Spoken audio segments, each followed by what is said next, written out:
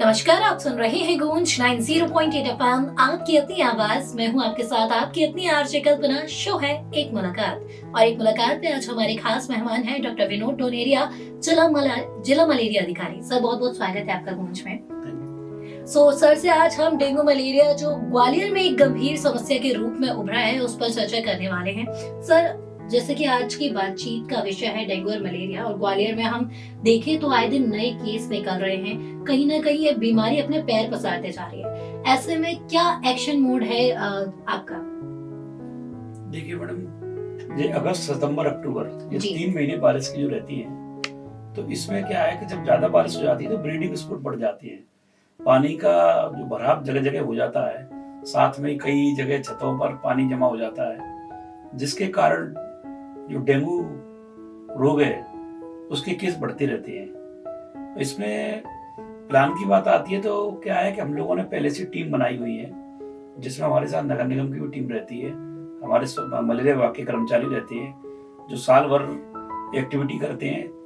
जब भी कोई डेंगू केस निकलता है तो डेंगू केस के घर पर जाकर उसके घर पर जाकर पूरा हिस्ट्री लेते हैं, उसकी एंटी लार्वा एक्टिविटी करते हैं। एंटी लार्वा एक्टिविटी में क्या करते हैं कि जैसे उसके घर में घर के आसपास जो भी खाली बर्तन जो जिसमें साफ पानी भरा रहता है, जैसे पानी की टंकी है छतों पर, या गाय भैंस को पिलाने के लिए घरों के बाहर टंकी रख देते हैं जी।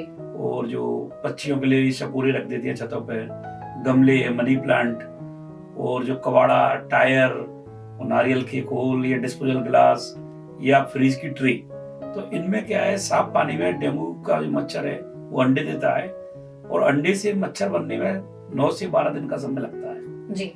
तो हमारी टीम जाके लोगों को यही समझाई देती है कि आप हर 7 दिन में पूरा पानी बदलिए, बर्तनों को सुखाइए, उसके बाद उसमें पानी भरिए, जिससे क्या है कि अंडे की जो चेन, अंडे से जो मच्छर बनता है उसकी चेन टूट जाती है जी। तो ये काम करते हैं। दूसरा, कुछ जगह ऐसी रहती है जहाँ पानी को अपन बदल नहीं सकते या पानी फैला नहीं सकते। कई जगह ऐसी समस्या है कि जब पानी की कमी है तो वो लोग पानी स्टोर करके रखते हैं, तो उसमें हम लोग उनको समझाइश देते हैं कि आप इसमें कपड़े से ढक के रखें। साथ में नारियल का तेल है या सरसों का तेल है, उसमें डलवा देते हैं, जिससे क्या होता है, अगर सपोज मच्छर अंडे दे भी दे तो लार्वा बन जाता है, तो ऑक्सीजन नहीं मिलेगी, लेयर बन जाती है जी। तो ऑक्सीजन नहीं मिलेगी तो उससे लार्वा वही में खत्म हो जाता है जी। तो ये कार्रवाई करते हैं। तीसरा, हम टेमोपोस की दवा डलवाते हैं। चौथा, जो हम पायरेथ्रम का छिड़काव रहता है वो करवाते हैं, जो इसको इंडोर स्प्रे बोलते हैं जी। इसके साथ ही नगर निगम के सहयोग से आउटडोर स्प्रे, जिसको फॉगिंग बोलते हैं, वो करवाते हैं। ये कार्रवाई हमारी साल भर चलती रहती है जी। लेकिन जब ज्यादा डेंगू केस निकलते हैं तो उस समय इस कार्रवाई को बढ़ा देते हैं। साथ में हम टीम भी बढ़ा देते हैं, साथ में आशा, संबंधित वार्ड की आशा, एएनएम, उनकी भी ड्यूटी लगा देते हैं। तो इस तरह से हम कार्रवाई करते हैं साल भर। और सर ने इसी के साथ एक बहुत अच्छा, अगर आप घर में, आपके यहाँ पे टीम नहीं किसी कारण आ पा रही है, या फिर आपके पास पानी स्टोर है, तो आप अगर उसमें तेल के एक लेयर बनाएंगे तो आपको, मुझे लगता है, बीमारियों से बचाव के साथ साथ खुद ही घर में एक ऐसा प्रिकॉशन तैयार करेंगे जिससे आपके लिए ही आगे जाके सहूलियत रहेगी। ये सर ने बहुत अच्छी बात बताई कि अगर आपके यहाँ पानी स्टोर है तो उसमें कुछ बूंदे आप तेल की डाल दें, जिससे कि डेंगू के लार्वा पनपने की संभावना यहीं से खत्म हो जाए। सर, जिससे हमने अभी बात की डेंगू लार्वा की, सर बात करूं कि अभी क्योंकि अगर कोई स्पॉट अगर हम पहचान कर ली जाए समय रहते हुए, तो वहाँ पे काबू पाना बहुत आसान होता है, जिसके तहत केसेस भी कम होते हैं। बिल्कुल सही बात। और ग्वालियर शहर की अगर मैं बात करूं, वर्तमान में किस एरिया से सबसे ज्यादा केसेस आ रहे हैं और वहाँ किस तरह की प्रक्रिया अपनाई जा रही है? सबसे ज्यादा ग्वालियर में 66 वार्ड है अपने यहाँ पर जी। तो सबसे ज्यादा केस आ रहे हैं हमारे वार्ड 20 है, वार्ड 18 है, वार्ड 52 है। जो 18 वार्ड अपना दीनदयाल नगर, आदित्यपुरम, शताब्दीपुरम, ये वार्ड लगते हैं जी। तो यहाँ पे क्या है, खाली प्लॉट बहुत ज्यादा मात्रा में है, तो खाली प्लॉट है। साथ में लोग क्या करते हैं कि घरों में ताला लगा के चले जाते हैं, उनके घरों में सबसे ज्यादा लार्वा मिल रहा है हमें जी। तो हम जब वैसे तो पहले से ही हमें मालूम है कि ये जो ब्रीडिंग स्पॉट कौन कौन सी जगह से पूरी, तो उसमें हम गंबूसिया मछली भी डलवाते हैं। और जहाँ गंबूसिया मछली नहीं डल सकती, जैसे साफ पानी में तो गंबूसिया मछली डल जाती है जी। लेकिन जहाँ गंदा पानी भरा हुआ है तो उसमें टेमोपोस की दवा डलवाते हैं। ये हर साल हम प्रक्रिया करवाते हैं जी।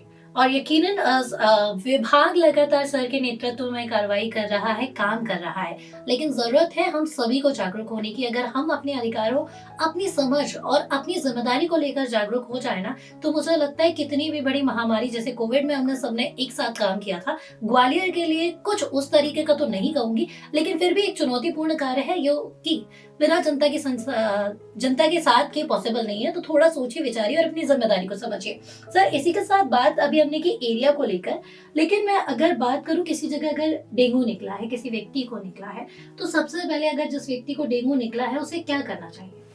देखिए, जो डेंगू जिसको निकला है, सबसे पहले तो उसे जितना हो सके उतने अच्छे डॉक्टर के पास जाना चाहिए जी।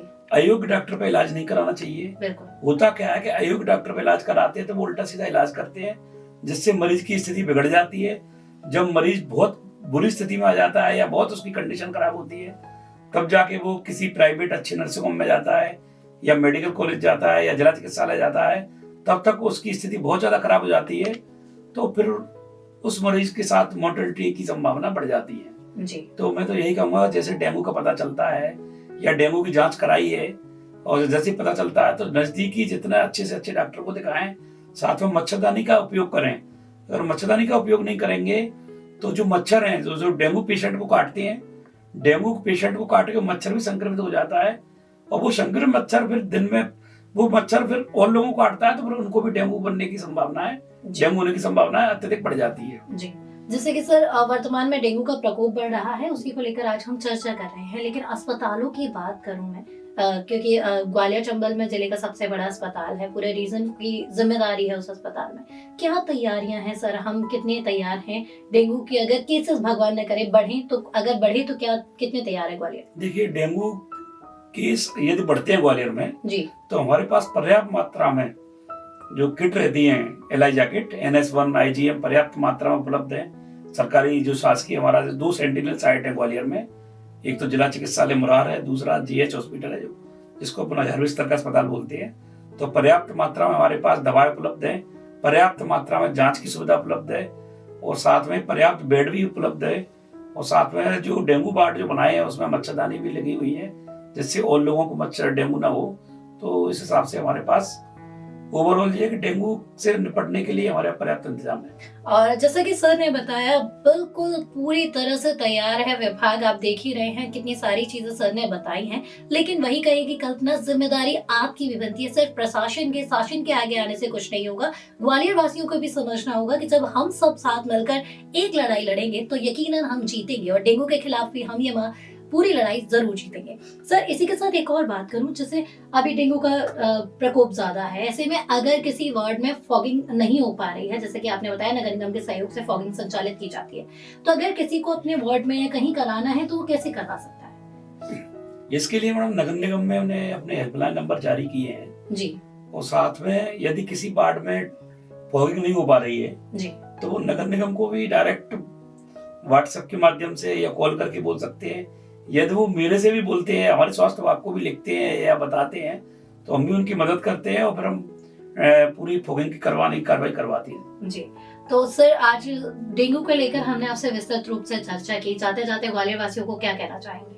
मैं ग्वालियर वासियों से यही अपील करूंगा कि आप अपने घर से ही शुरुआत करें। सबसे पहले हमें अपने घर को देखना होगा, घर के बाद अपने पड़ोसी, फिर उसके बाद मोहल्ले को। हमें घर से ही चलना पड़ेगा। 7 दिन में कम से कम 1 दिन घर के लिए निकालें। जितने भी अपने यहाँ पर टूटा फूटा कबाड़ा है या जिसमें पानी भरा हुआ है साफ सुथरे बर्तनों में, या जो मैंने पहले ही बताया कि नारियल की खोल है या डिस्पोजल गिलास है या कनस्टर है या गमले हैं या मनी प्लांट है, तो इनमें हर 7 दिन में देख लें, पानी इनका फैला दें, साफ कर दें कुछ बस। और पूरी वहां के कपड़े पहने। बच्चों को स्कूल भेजते हैं तो स्कूलों में बच्चे को मोजे, जूते, फुल पैंट, फुल शर्ट पहना के भेजें, क्योंकि डेंगू का मच्छर दिन में काटता है, डे बाइटर है, तो कई लोगों को काटता है और 400 मीटर के दायरे में उड़ता है। तो कोशिश करें कि आप अपने घर में साफ सफाई के साथ साथ पड़ोसियों को भी बताएं कि आप सफाई रखें और घर के जो दरवाजे हैं, खिड़कियां हैं, उन पर पर्दे लगा के रखें या मच्छरजाली लगाएं, जिससे मच्छर अंदर न जा पाए। और all out, repellent, mosquito coil इनका इंतजाम इनका इस्तेमाल करें, 24 घंटे इस्तेमाल करें। होता क्या है कि नेगेटिव लोग रात में ही इस्तेमाल करते हैं, और लेकिन डेंगू का मच्छर दिन में काटता है जी। तो कोशिश ये करें कि आप दिन रात ऑल आउट जलाएं और विशेषकर पानी का बहाव ना होने दें और पूरी बाहों के कपड़े पहने जी। और रहेंगे सतर्क, बनेंगे समझदार, तभी तो साथ मिलकर करेंगे डेंगू पर प्रहार। सोचिए, विचारिए, अपनी जिम्मेदारी समझिए और कदम से कदम मिलाकर साथ दीजिए प्रशासन का डेंगू के इस लड़ाई में। Thank you so much sir, आज हमने आपसे बहुत सारी बातें जानी, बहुत सारे विस्तृत रूप से चर्चा की। आपका बहुत बहुत धन्यवाद, बहुत बहुत आभार। Thank you. सो ग्वालियराइट्स, ये था एक मुलाकात में आज का सफर। अगले हफ्ते फिर होगी आपसे मुलाकात एक नए मेहमान के साथ। तब तक कहीं मत जाइए, सुनते रहिए कल्पना के साथ गूंज 90.8 FM, आपकी अपनी आवाज।